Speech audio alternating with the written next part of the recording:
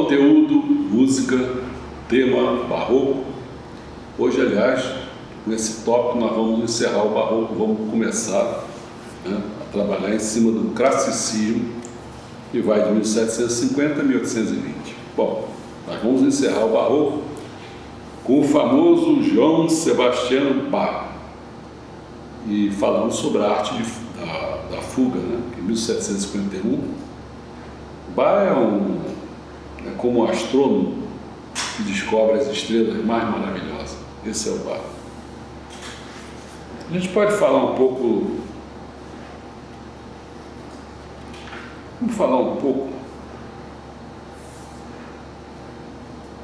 antes, como a gente sempre faz, acho que é bom de falar, esse foco é do contraponto barroco, Antes de 1751 foram feitas duas coisas. De 1602 a 1621, o Esling compõe Fantasia Cromática, uma das primeiras obras a demonstrar o desenvolvimento contrapontístico de um só tema. Em 1725, Fuchs publica Degraus para o Parnasso, que contém exercícios para escrever fugas. Mozart estudou essa obra.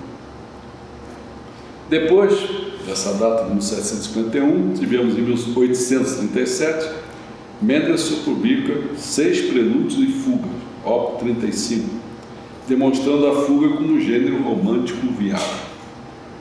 Depois, em 1751, tivemos, em 1837, Mendelssohn publica 6 prelúdios e fugas, Op. 35, demonstrando a fuga como um gênero romântico viável.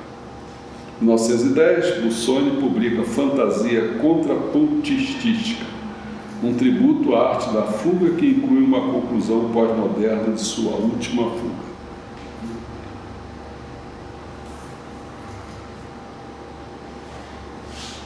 Bom, antes de falar nisso, a gente pode,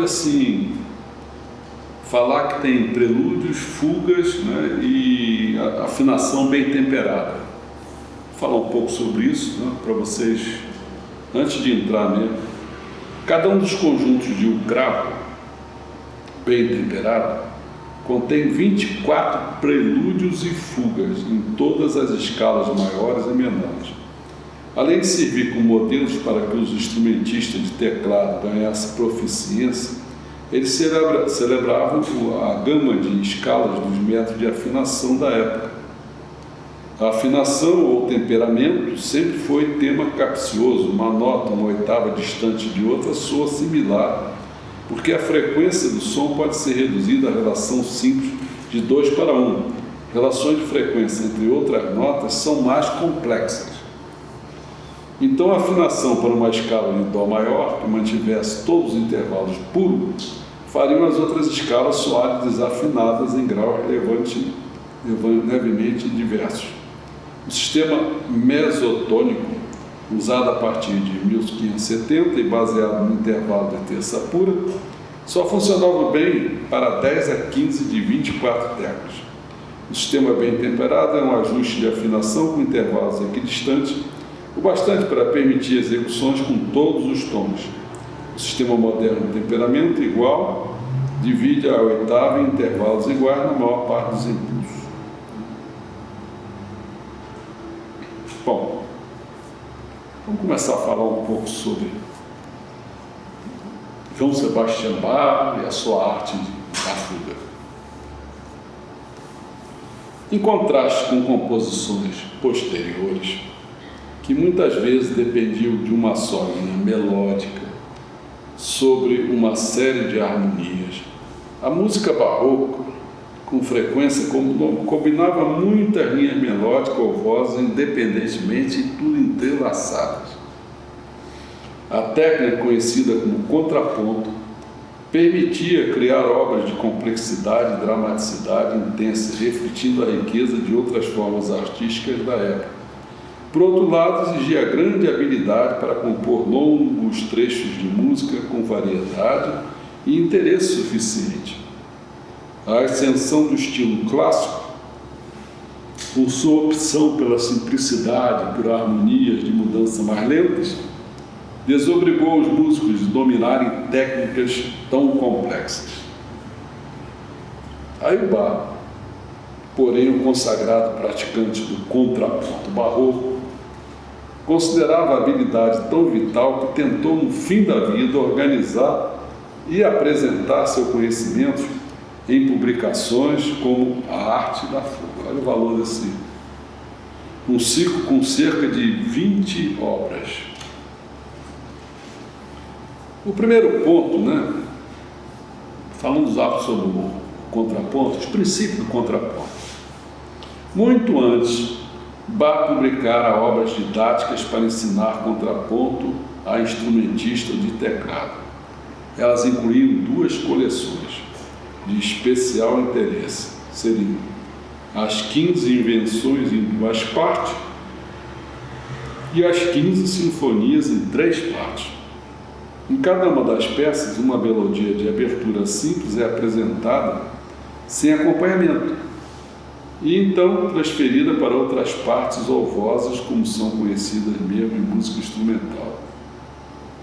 Enquanto a primeira parte continua com a melodia complementar, para o instrumentista, a dificuldade dessas obras não está só em tocar bem as partes de fluxo, muitas vezes rápido, mas também em equilibrar a importância relativa das vozes para que os ouvintes apreciem a interação e tenham uma experiência musical satisfatória. Embora siga em regras satisfatórias,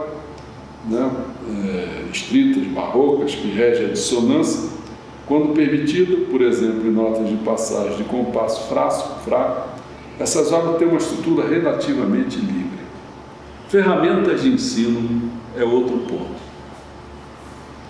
Com as 48 fugas de um cravo bem temperado, Bach deu aos instrumentistas do teclado e compositores um compêndio de técnicas de estudo.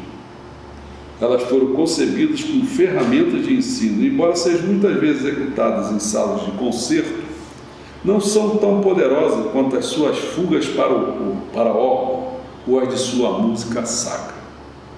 Porém, tiveram considerável influência em compositores posteriores que as apelidaram de Velho Testamento da música.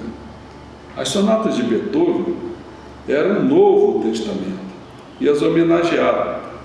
Shostakovich, por exemplo, compôs 24 prelúdios e fugas. Mesmo hoje, os pianistas estudam o cravo bem temperado como parte de sua formação. O fascínio de Bach pelo contraponto não se limita às fugas. A energia interna de seus movimentos de suíte e de dança se baseia na compreensão dessa técnica. Mesmo em música para violino ou violoncelo, solo, ele muitas vezes indica o que outras vozes tocariam se houvesse mais instrumentos inserindo notas e frases em registros diferentes. Bach também era atraído por cânones, em que uma voz segue o contorno melódico exato de outra, mas um pouco depois, como acontece em ondas infantis, seu uso dessa técnica é evidente, em especial nas variações Goldenberg, um conjunto de 30 variações para teclado, publicado em 1741. Segundo ele, para conhecedores reanimarem o espírito. A partir de uma linha de base repetida, Bach compôs cada terceira variação como um cânone, mas com uma dimensão extra. O primeiro cânone começa com ambas as vozes na mesma nota. No cânone seguinte, porém, a segunda voz toca a mesma melodia da primeira, mas uma nota mais alta que precisa habilidade incrível para criar material melódico que funcione e soe agradável ao ouvinte. O cânone seguinte apresenta a segunda voz, 2 notas mais altas, e isso continua até que no último cânone as vozes estão distantes 9 notas. Aparentemente, não contente com essa abundância de cânones, Bach esboçou mais 14 em seu exemplar de variações Goldenberg, construído sobre as primeiras 8 notas de linha de baixo. Em A Oferenda Musical, sua última obra principal para teclado escrita para o recém-inventado piano, Bach criou uma coleção de 14 cânones e fugas baseados num tema alegadamente composto pelo rei da Prússia chamado Frederico II.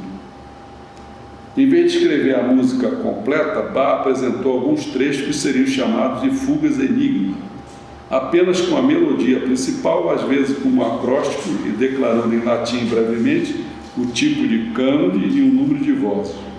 O executante tem de adivinhar como tocar a peça a Bach. Incluiu até um cânone caranguejo, em que o tema é tocado para trás e para frente ao mesmo tempo. A fuga de 6 partes dessa obra, conhecida como Ricercar a 6, é escrita em 6 pautas, uma por voz, em vez de num arranjo para 2 mãos. Bach apresentou a arte da fuga do mesmo modo, talvez para indicar que era música pura, sem vínculo com um instrumental em especial. E o último ponto é o legado inacabado. A arte da fuga é o auge do interesse de Bach, pelo contraponto, e foi escrita como 14 fugas e 4 cânones que usam de alguma forma o mesmo tema principal para gerar música de extraordinária sutileza e variedade. A última fuga, ou Contrapunctus, como a chamou, apresenta uma série de 3 diferentes temas, cada um trabalhado em 4 vozes antes de seguir para o seguinte. O último apresenta um dos momentos mais comoventes da história da música.